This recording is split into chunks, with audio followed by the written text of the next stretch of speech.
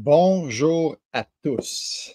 Bonjour à tous. Bienvenue à ce 200e épisode des lunchs du Club d'investisseurs immobiliers du Québec. Étape très importante pour nous. On a débuté les lunchs en pandémie et qui aurait cru qu'on serait rendu à 200 après tout ça, après toutes ces années. Donc, merci à tous d'être là. Merci d'être là, soit dans votre véhicule, à la maison, au travail, en congé. On vous prend de n'importe où. Donc, gros lunch qui s'annonce en compagnie de Jean-Philippe Claude. Salut Jean-Philippe. Salut, hein, oui, qui l'eût cru? Qui l'eût cru qu'on avait commencé ça? Des questions-réponses pour informer le public qui est dans l'immobilier qui changeait. Hein. Dans le temps de pandémie, on ne veut plus s'en souvenir, on ne veut plus en parler, mais c'est ça qui a démarré tout ça. Voilà. Avec toi-même, entre autres, c'est toi qui étais là à l'époque. Exact. Et on en faisait un par jour à l'époque. Les gens étaient en confinement. On allait chercher de l'information. C'était super. D'ailleurs, Jacques, qui est notre invité aujourd'hui, était dans les premiers invités.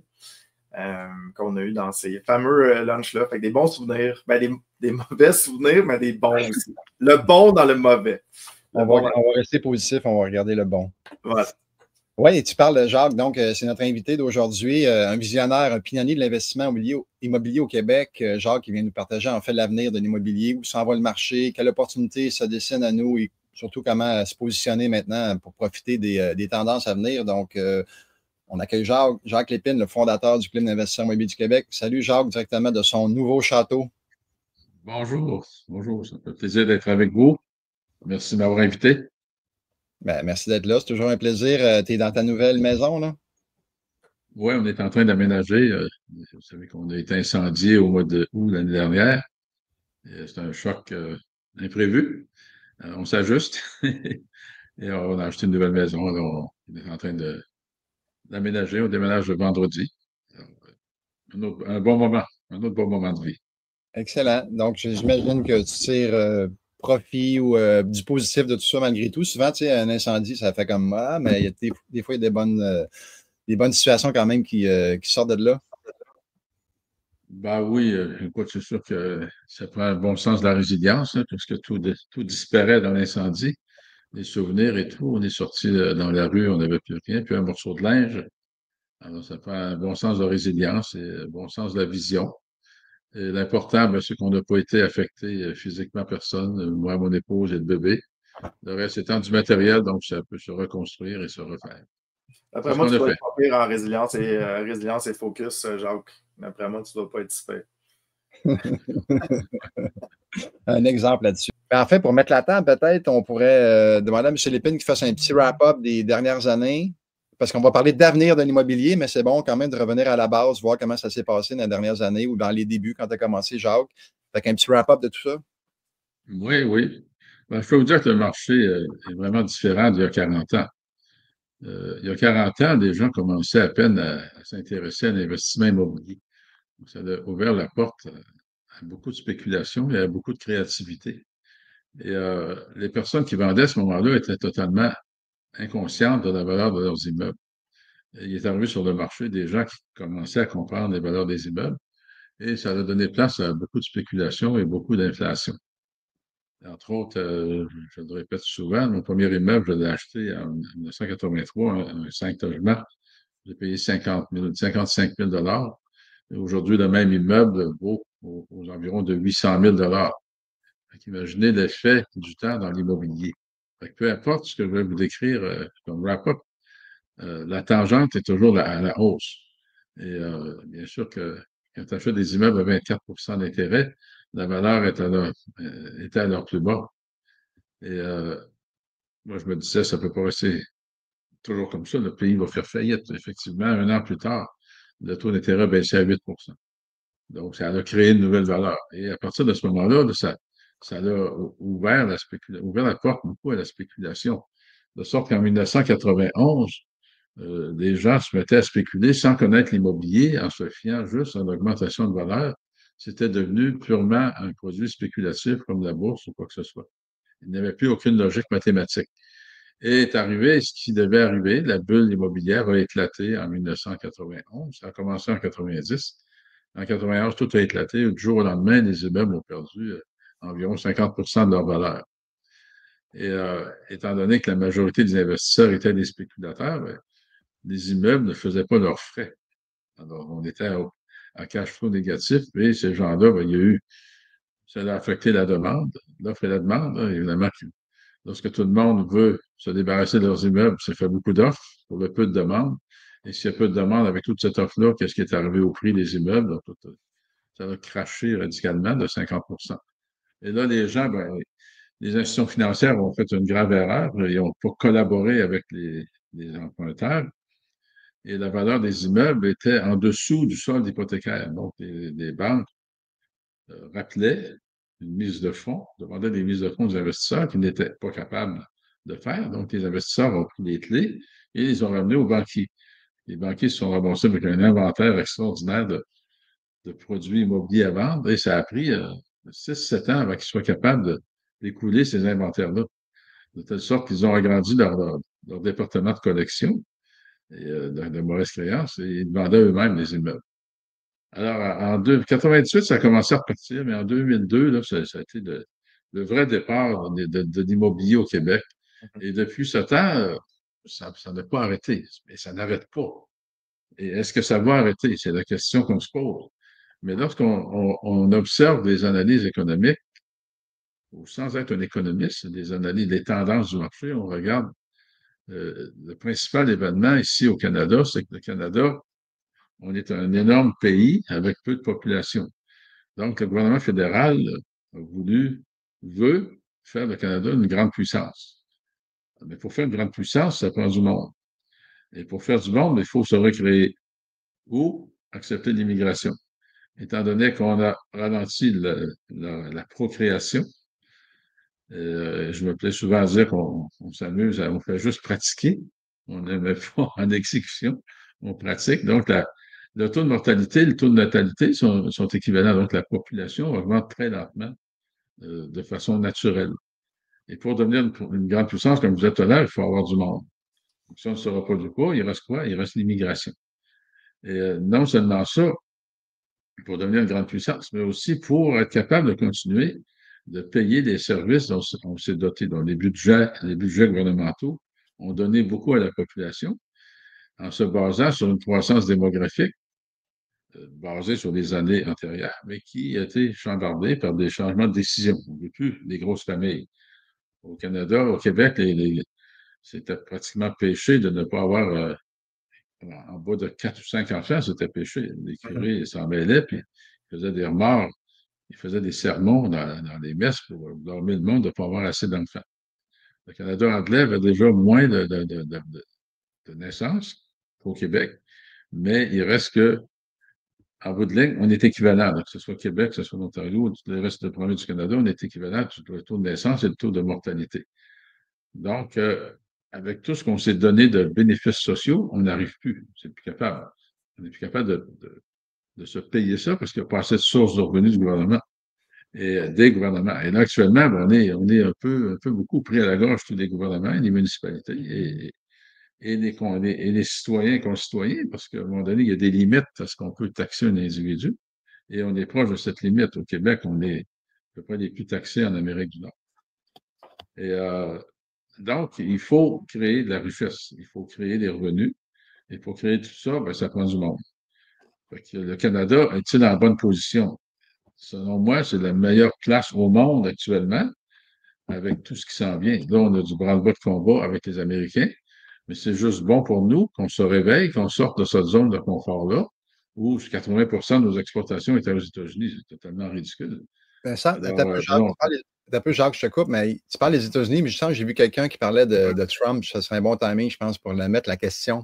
Parce qu'il y a des gens que ça a soulevé des questions, tout ce que tu as dit par rapport au passé. Puis là, c'est quoi la question? Est-ce que c'est un bon moment pour vendre par rapport à ce qui se passe aux États-Unis? Ben, oui. Avec Trump. Avec Trump, là, il s'est installé une panique. Okay? Est-ce que la panique était fondée? Ben, partiellement, parce que, enfin, comme c'est ce que j'étais sur le point d'expliquer, les gouvernements se réveillent et réalisent que 80 de nos exportations vers les États-Unis, c'est non logique. On réalise qu'on on a fait du laxisme, on a dormi. Donc, on regarde les nouveaux marchés. Est-ce que 6 logements? Écoute, on est en pénurie de logements encore. En dehors de l'immigration, on est en pénurie de logements. Fait on le voit très bien avec les tendances du marché, les prix augmentent, les loyers augmentent. on ne construit pas de logements encore suffisamment. Alors, ceux qui ont des biens immobiliers actuellement, c'est une valeur sûre. Et c'est certain que si tu veux le vendre, tu vas avoir un gros prix pour, parce que la demande est tellement forte. Et en plus, les bourses qui sont instables à cause justement de M. Trump. Donc, naturellement parlant, les gens se revirent soit vers l'immobilier ou soit vers la bourse. Si la bourse va mal, on se réfère sur l'immobilier. Si l'immobilier va mal, on se réfère sur la bourse. Alors, actuellement, la bourse, depuis quelques années, est vraiment instable. Donc, ça crée une énorme demande pour l'immobilier, tant pour les investisseurs. Pour les logements, bien, écoutez, il faut rester quelque part. Et il y a différents phénomènes qui s'est produit, entre autres le phénomène de Airbnb, qui a enlevé beaucoup de logements sur le marché. Alors, ça crée encore une pression supplémentaire. Les villes, vous savez, pour construire des immeubles, ça prend des infrastructures. Pour accueillir du monde, ça prend des logements. Et pour construire, ça prend des infrastructures. Donc, on est en retard sur tout ça. Est-ce qu'il y a de la place au Canada? C'est incroyable. C'est incroyable parce qu'on n'a pas le choix. L'immigration, on va l'accepter. On diminue de 500 000 à 350 000, mais même là, c'est encore trop par rapport à notre capacité de recevoir ces gens-là. Pour répondre à ta question, oui, c'est un bon moment. Peu importe ce que Trump va faire, c'est un bon moment pour acheter ou pour vendre de l'immobilier. Vous savez, c'est un bien essentiel. Le logement, c'est comme la nourriture. Il faut rester quelque part. Et ici, on ne peut pas dormir dehors dans la rue l'hiver, c'est pas facile. Hein? On voit quelques itinérants, donc c'est pas vraiment facile. Là, ça amène différents problèmes, des logements sociaux. Je me pose la question, comment est-ce qu'ils vont faire pour construire des logements à prix abordable, au prix où est la construction? Là, encore là, on parle d'une grève de la construction résidentielle. Et le point principal, c'est l'augmentation des salaires des gens de construction, parce que depuis la pandémie, ils n'ont presque pas été augmentés. Alors là, ça va mettre une pression supplémentaire sur le coût de construction. Et on se promène partout, on voit des bâtisses qu'on démolit pour reconstruire. Donc, ça devient le coût du terrain. Le coût du terrain devient exorbitant. Moi, dans les années 2000, j'ai construit des terrains, des triplex, ça me coûtait 45 000 du terrain. Je construis un triplex, mais aujourd'hui, c'est 50 000. 5 fois le prix. 5 fois le prix pour le même terrain. Donc, et moi, j'étais en campagne. Donc, imagine, dans la ville, il faut que tu achètes l'immeuble, tu le démolisses et tu le prépares à construire quelque chose d'autre. Donc, ça coûte une fortune juste pour ton terrain. Et pour amortir le coût de ton terrain, bon, il faut que tu construises avec une certaine densification. Donc, la densification, ben, nous, de ma génération, on était habitués à du 1200 pieds carrés par appartement. Donc, pour densifier, on va faire du 500, du 600 pieds carrés. Imagine-toi un 4,5 dans 600 pieds carrés. Je te jure que les chambres ne sont pas très grandes. Pour nous autres, c'est inacceptable, ma génération. Les générations plus jeunes, c'est différent. Mais l'immigration qui arrive ici, ils sont déjà habitués à cet espace. Donc, pour eux autres, acheter un appartement où c'est 500 ou 600 pieds carrés ou 50 mètres carrés, c'est parfait pour eux. Ils sont déjà prêts mentalement parce que c'est leur réalité. C'est nous qu'on doit s'adapter. Mais on n'aura pas le choix de s'adapter parce que les constructeurs, pour rentabiliser le prix de son terrain, alors, dans une même superficie de terrain, il va falloir qu'ils construisent 2 fois plus de logements pour être capable de rentabiliser. Donc, comment est-ce qu'on va arriver à du logement à prix abordable sans que les gouvernements donnent des subventions? Ça va être impossible. Il n'y a aucun constructeur qui va être capable de le faire. Bon, là, on se retourne encore une fois vers le gouvernement, mais le gouvernement, c'est qui? C'est nous tous. Nous tous, parce que le gouvernement, ce qu'il donne, c'est pas une entreprise, tout vient de nos poches. Donc, ce qu'il donne, le gouvernement, il vient de le chercher quelque part. C'est un système social. Alors, comment est-ce qu'on va s'en sortir pour avoir du logement social? Les gouvernements vont être obligés d'en donner et de venir d'en chercher dans nos poches encore plus. Vous savez, vous voyez, on tourne dans une espèce de cercle vicieux où c'est très difficile de s'en sortir. Et on regarde l'État de la province. Je ne veux pas être alarmiste, mais il faut quand même, pour prendre des décisions, il faut être conscient de ce qui se passe sur le marché. Et actuellement, vous savez, le Québec, on bat des records souvent de stupidité de prise de décision de gestion. On investit, le gouvernement qui est la mère patrie, qui donne, puis qui semble pas bien analyser leur dossier. Je regarde les maisons pour les aînés, 1 million par chambre, c'est scandaleux. Le scandale de la SAQ, je regarde Norvolt, où on a donné 250 millions. Je ne peux pas croire qu'on n'a pas fait une vérification diligente avant de débourser 250 millions. Jean-Philippe, tu viens d'acheter 1109 portes. Je pense que tu as épluché le dossier de A à Z. Vous avez vérifié de A à Z pour être sûr que vous ne faites pas une erreur, que vous investissez et que vous allez sortir un produit gagnant. Mais là, je ne peux pas croire qu'on n'a pas investigué Norvolt avant de dépenser 250 millions. Donc, on a un problème de société au Québec qu'il faut réparer, qu'il faut corriger. On n'est plus productif. Je me pose la question, je ne suis pas anti-syndicaliste en disant ça, mais est-ce que le syndicalisme est rendu un peu fort, peut-être un peu trop fort?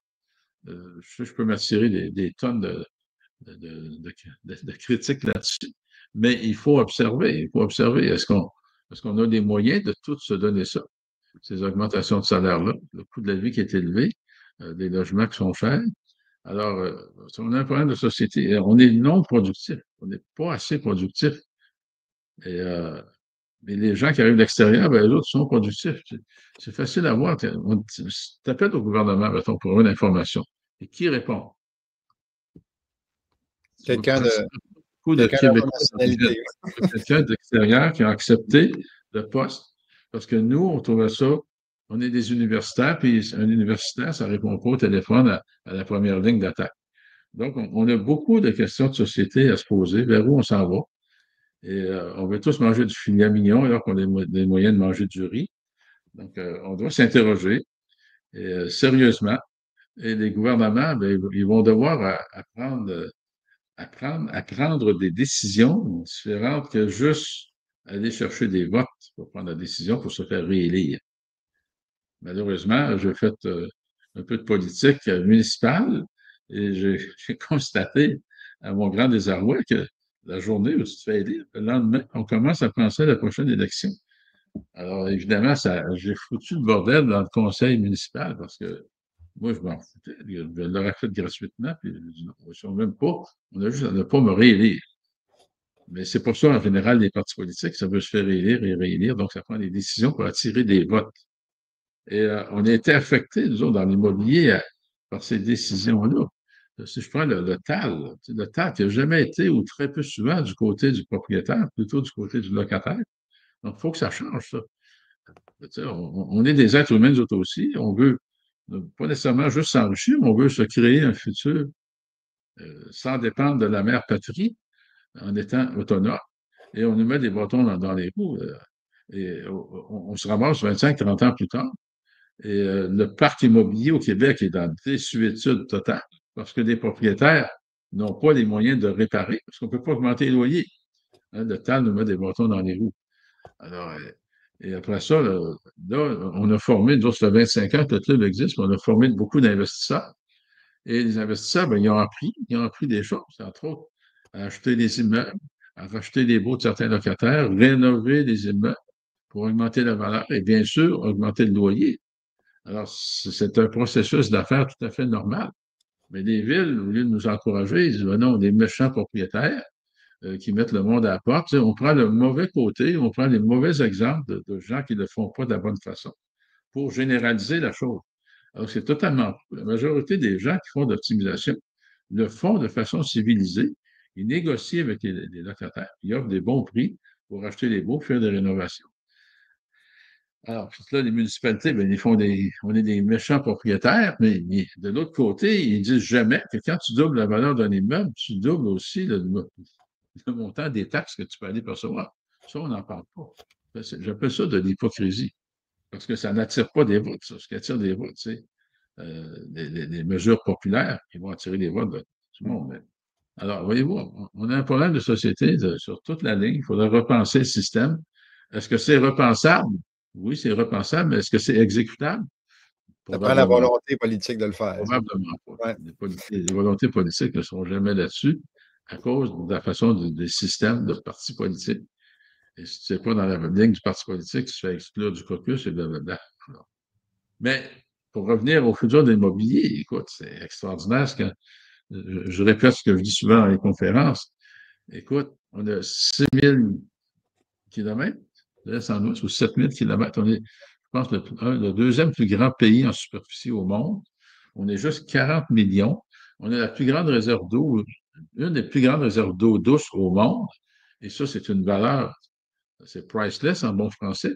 parce que de l'eau douce, il commence à en manquer partout, puis nous autres, on l'a.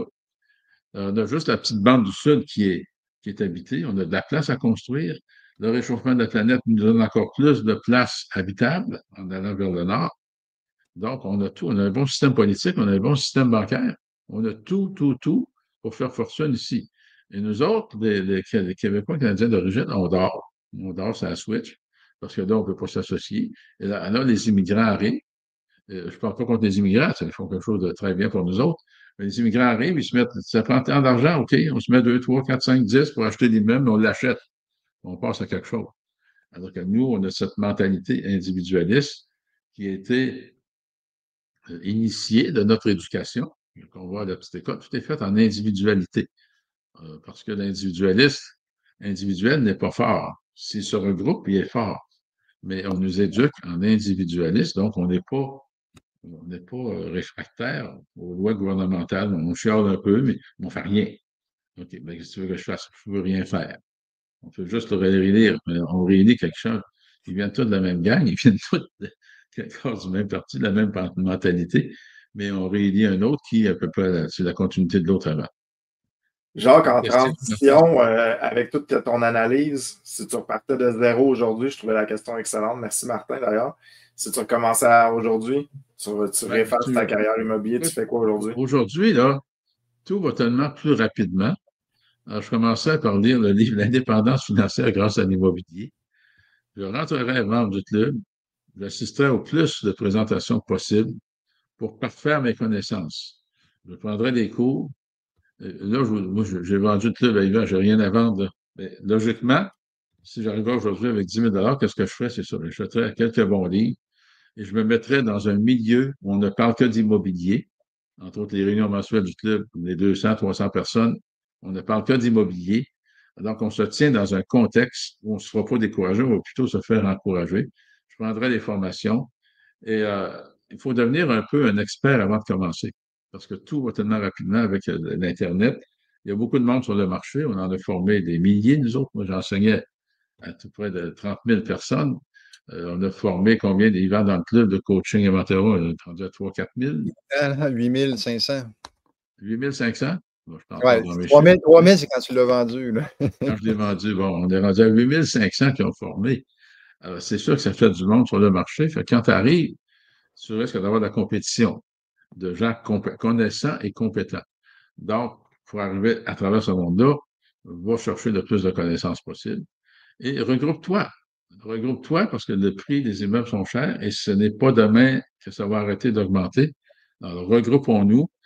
Et vous savez, le regroupement, c'est excellent si tu te fais une bonne convention d'actionnaires où tout est bien décrit.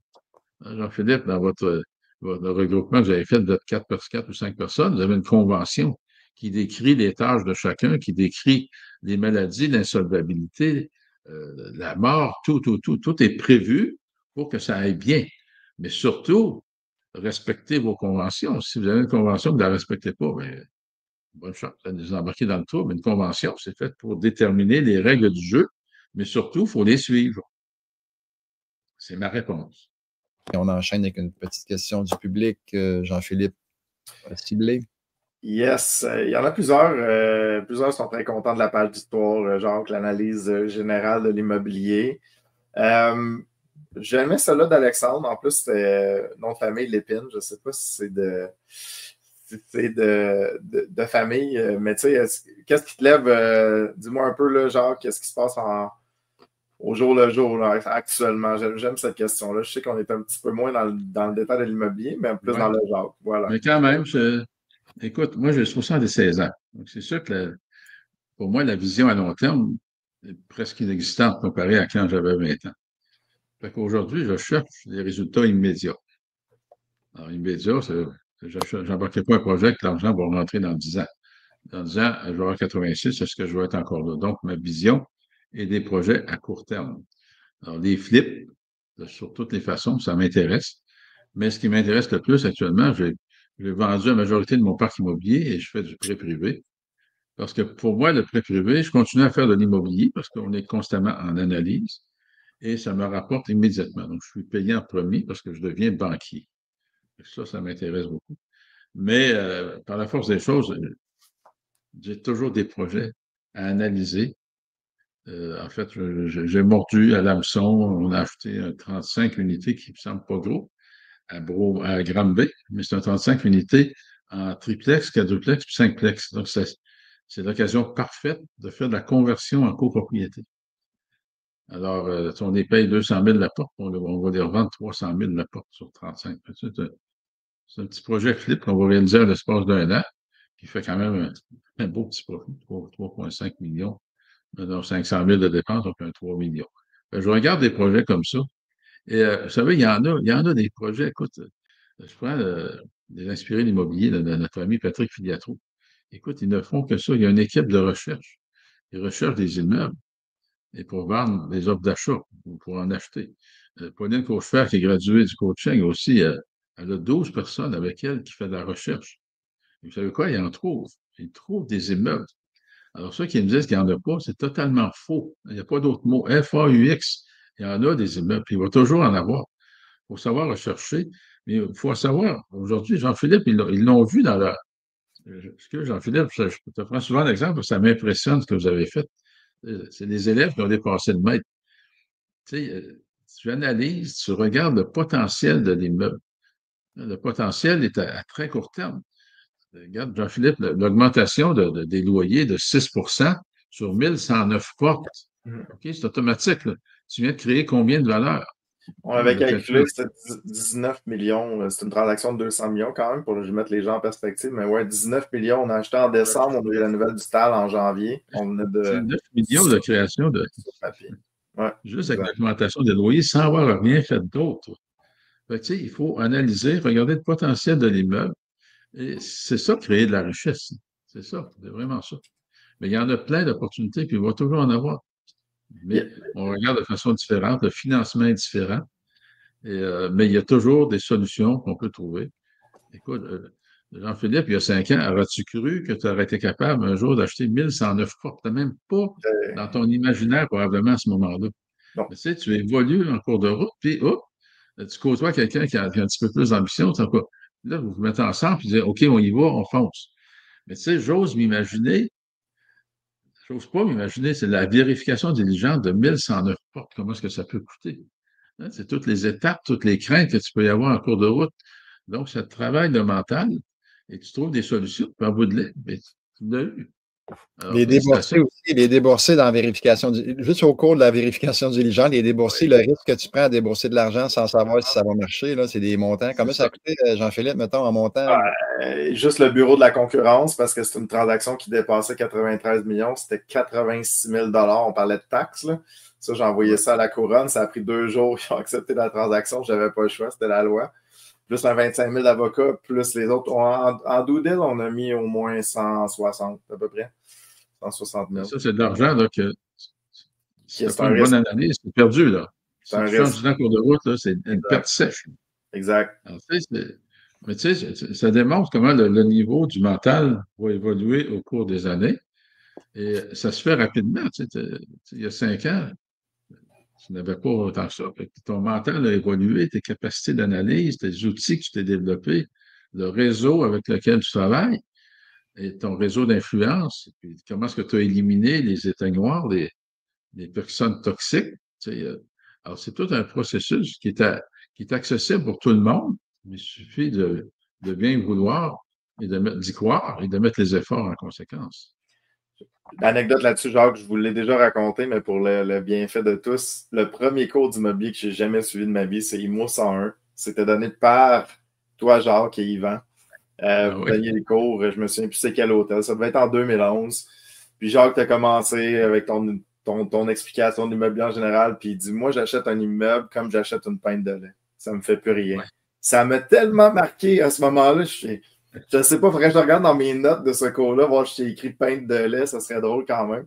Mais ça m'a quand même marqué. Puis après, j'avais été suivre le cours de flip de Yvan comme 2 jours plus tard parce que j'avais fait, OK, il faut que je comprenne ça.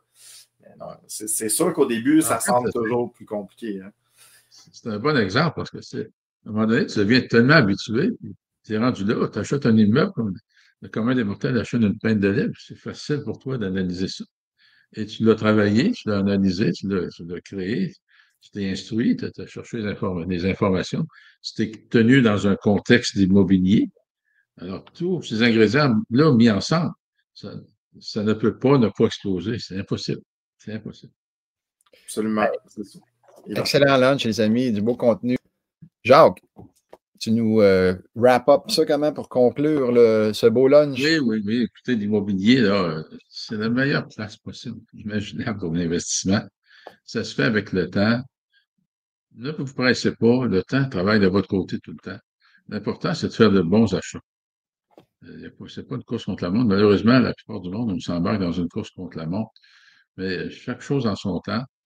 Allez chercher des formations, lisez le plus possible, réseautez le plus possible. Et une fois que vous avez trouvé l'immeuble, ben, vous avez le projet. Société de Crédit Immo Québec, nous avons le financement. Bonne chance à tous et tout est possible. Merci, Jacques.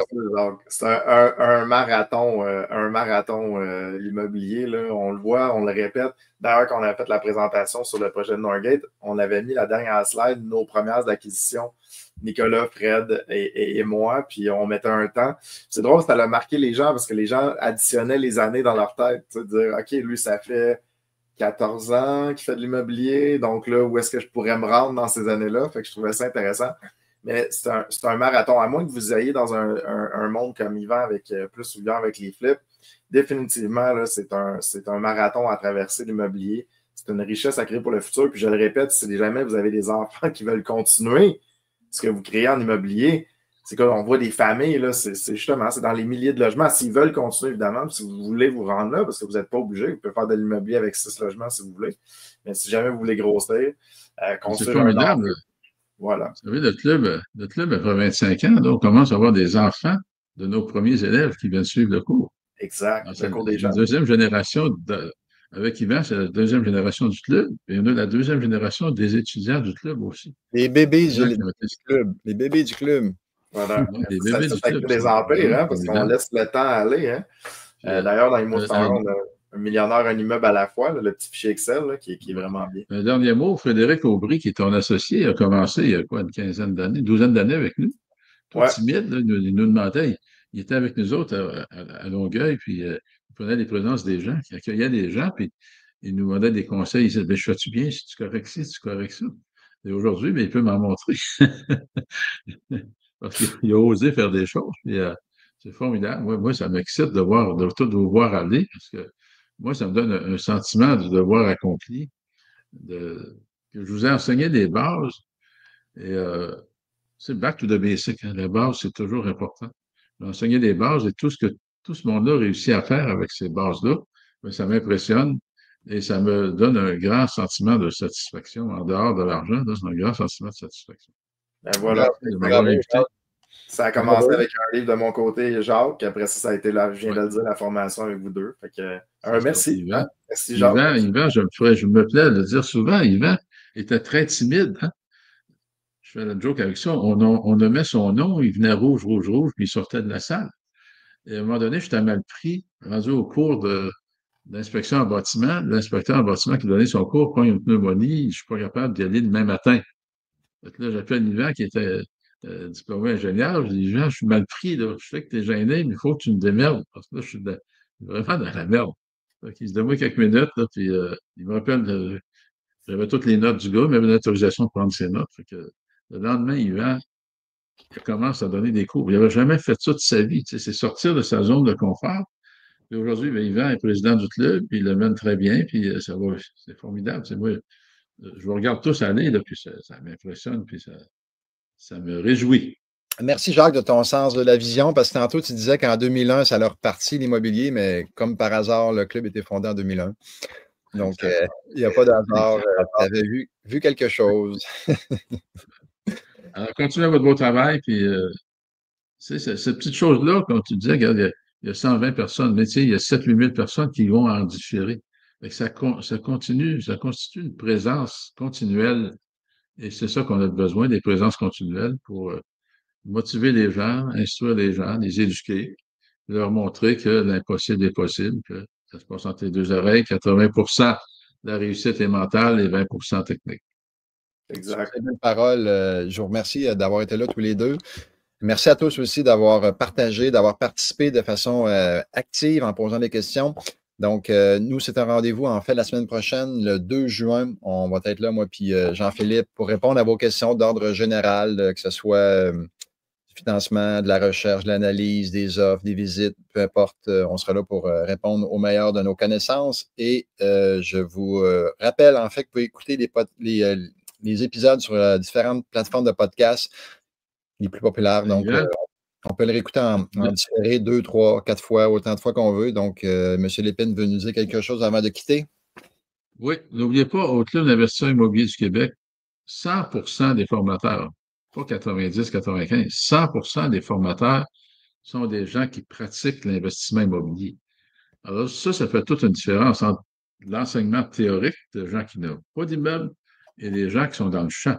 Donc, 100% des coachs pratiquent l'investissement immobilier, donc sont à la fine pointe de l'information et des techniques qui vous sont enseignées. Ce n'est pas du blabla ou de la poudre aux yeux, c'est du réel. Voilà. Exactement. Merci. Merci beaucoup, Jacques. Merci, Jean-Philippe. Merci à tous. On se revoit la semaine prochaine et go, go, go à tous. Bye.